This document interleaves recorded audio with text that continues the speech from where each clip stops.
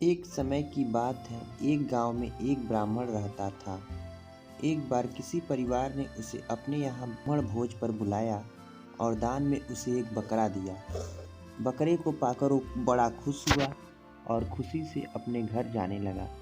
रास्ता लंबा और सुनसान था। रास्ते में ब्राह्मण के कंधे पर बकरे को देखकर तीन ठग के मन में उस बकरे को चुराने का विचार आया। तीनों ने उसे हथियाने की योजना बना ली। तीनों अलग अलग हो गए। ब्राह्मण के पास से गुजरते हुए एक ठग ने उनसे कहा, क्या पंडित जी, एक ब्राह्मण होकर एक कुत्ते को अपने कंधों पर उठाकर रखा है आपने? ब्राह्मण ने कहा, अंधे हो क्या? कुछ भी अनाप शनाप बोल रहे हो। तुम्हें दिखाई नहीं देता ये कुत्ता नहीं बकरा है? इस पर ठग ने कहा, मेरे काम का था आपको बताना, आगे आपकी मर्जी।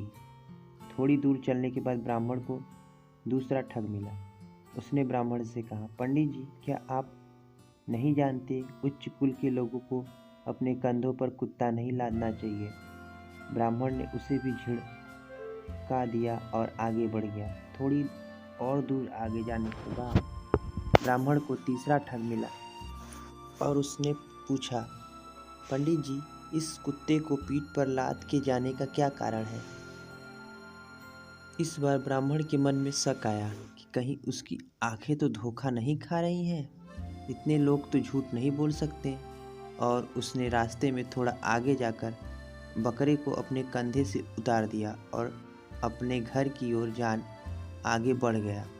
उसके जाते ही तीनों ठग बकरे को वहां से उठा ले गए और उसे मारकर उसकी दावत खाई। तो दोस्तों, इस कहानी से ये सीख मिलती है कि कई बार झूठ को भी मेजॉरिटी में बोलने पर वह सच हो जाता है।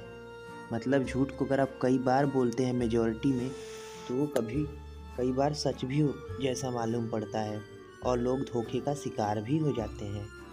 तो आपको ये रोचक कहानी कैसी लगी? और ऐसी ही रोचक और मनोरंजन कहानियों के लिए हमारे चैनल को सब्सक्राइब करना बिल्कुल ना भूलें।